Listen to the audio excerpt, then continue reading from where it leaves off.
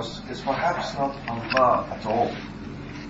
Maybe there are idols deep within our hearts which we still cling to, which we still refuse to smash, and which keep us from being the Muslim men and women we want to be. Think of any funeral you might have been to. After the funeral service prayers are all finished, and after listening to the Quran, someone might get up to say a few words about the person who has died. His family and friends would certainly talk about him as they sit together. But no one will stand up and say how many pairs of shoes the man had. On such an occasion, no one will say that the man had a good job and a big car, or that he used to have 2 holidays a year.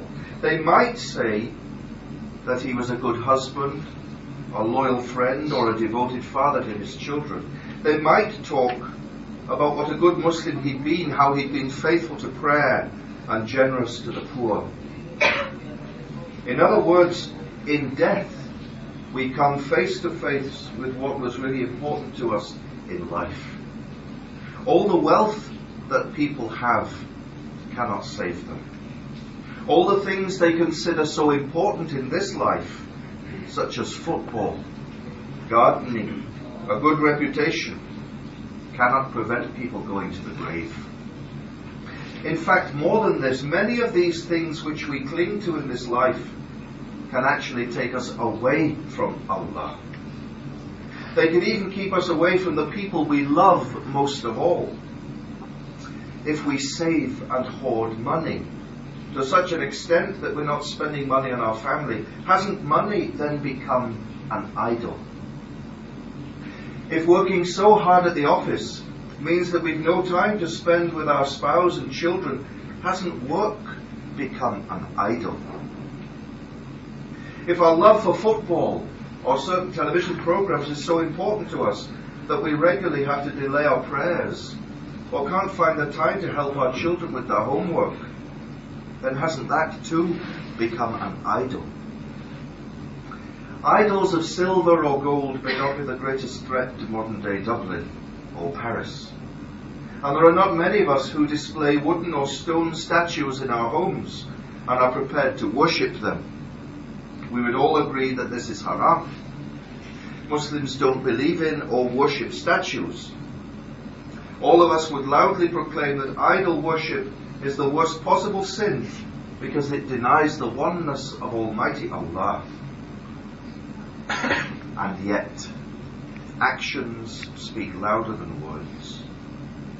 Our children more readily copy what we do than what we say. Deep down in our hearts, we all know what is really most important to us. Sometimes we can't even concentrate for a few moments on our prayers without thinking of something else. The children of Israel, having been led out of Egypt by Prophet Musa (as-salam), were quick to fall back to their old ways. Even though Allah Almighty had led and guided them, they chose to backslide and to bow down to what they had once worshipped. Life is sometimes easier that way, isn't it? It's sometimes a lot easier to settle in our lives for second best, for those things that pull us down, rather than to strive each day in the cause of Allah. Life puts a lot of rubbish on our shoulders. We sometimes spend our whole lives struggling with the weight of this baggage and never manage to break free of it. The idols in our hearts are like this. They drag us down, destroying our real humanity, which is given to us by Allah alone. The idols that seem to please us and bring us fleeting happiness cannot answer the deepest need of our heart, the need for Allah alone. When we hear the adhan, that sweet cry which summons us to the worship of one God, blessed be He, we are encouraged as Muslims not only to repeat the words of that call, but also to say, La hawla wa la quwwata illa billah, there's neither strength nor power save in Allah.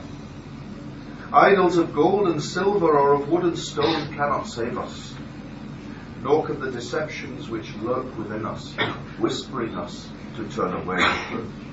Allah alone is our strength. If we constantly remind ourselves of that fact, we can avoid the dangers of shirk. By immersing ourselves in knowledge of the Quran and in the life of an example of our beloved Prophet, we can steer our lives in the right direction and find the joy and the peace that Islam alone can bring. It is for this reason alone that Allah Almighty says to us, "Quluzu bi Rabbil Nas, Malikin Nas, Allahin Nas, min sharri waswasil khannas, Aizu waswisu bi sudra nas min al-jinnati wan nas." Say, I seek refuge with the Lord and Cherisher of mankind, the King or Ruler of mankind, the God or Judge of mankind, from the mischief of the whisperer of evil, who withdraws after his whisper, who whispers into the hearts of mankind among jinns and among men. It's true, isn't it, that you can fool a lot of people for a lot of the time. You can even fool yourself for a while. But Allah cannot be fooled. No matter how much we pretend, we cannot deceive the one who created us.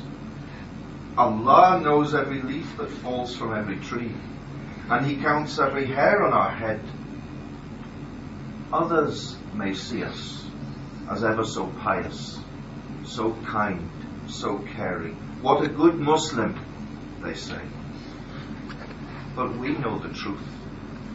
We know the jealousy that drives us on, or the laziness that prevents us from doing what we know to be right. We know the backbiting and the bad thoughts. Allah Almighty knows all this too and more, and yet He still wishes well for us, still calls us towards Him. I seek refuge with the Lord and Cherisher of mankind,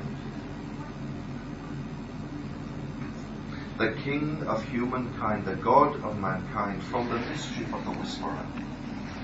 Perhaps it's not all that surprising that this is the very last surah of the Quran.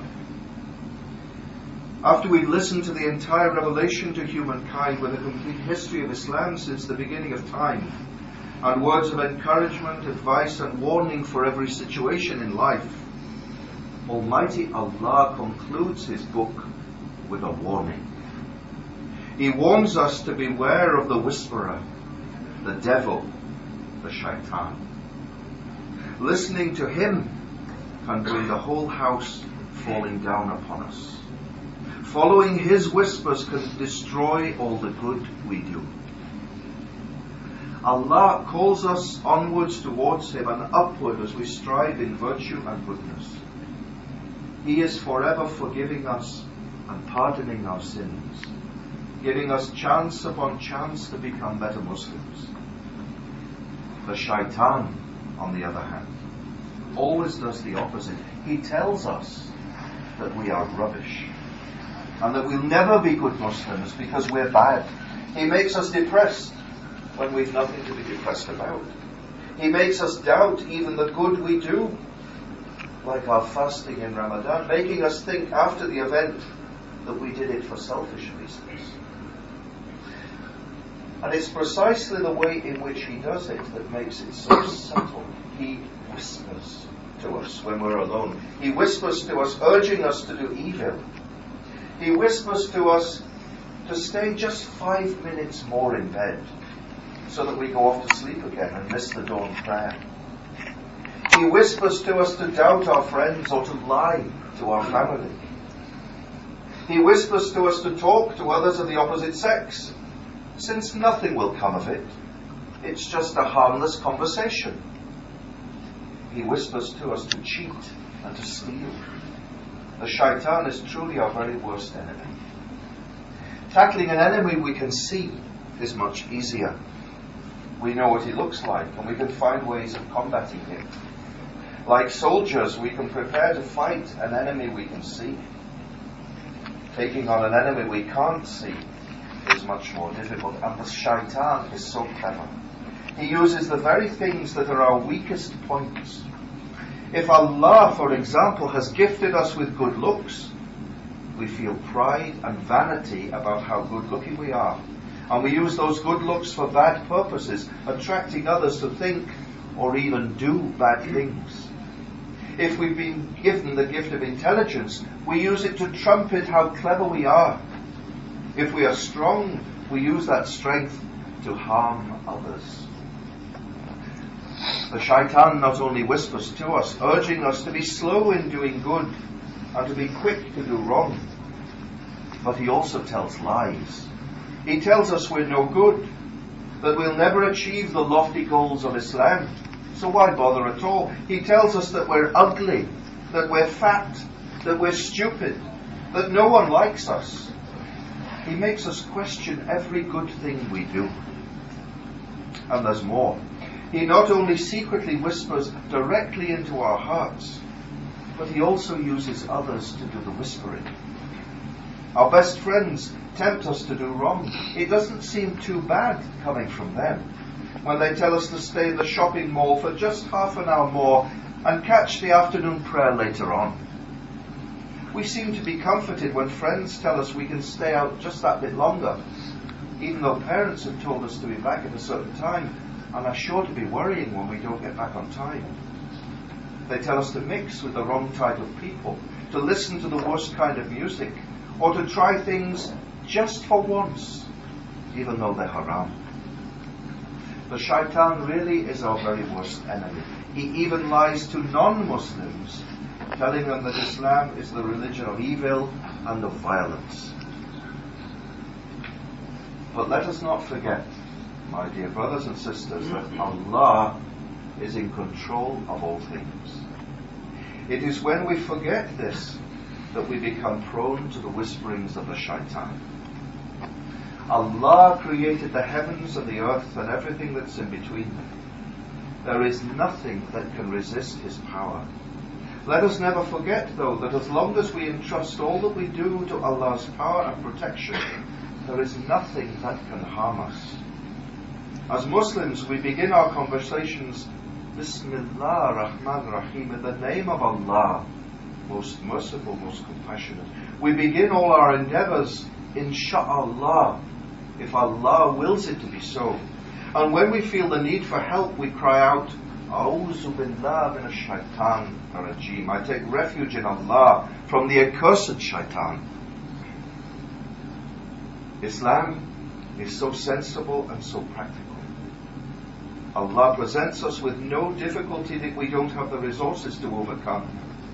He tests no soul beyond its capacity, being aware that the shaitan is no more than a talker, a whisperer, is halfway to defeating him. By being faithful to prayer and to the traditions of our beloved Prophet ﷺ, we learn to overcome the whispering of the shaitan.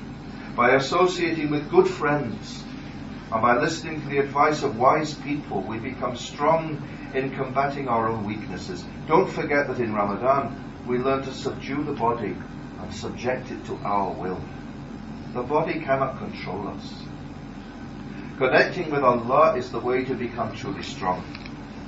And when we are close to Allah, my dear brothers and sisters, there is nothing that can overcome us, not even our very worst enemy. ربنا آتنا في الدنيا حسنة وفي الآخرة حسنة وقنا عذاب النار.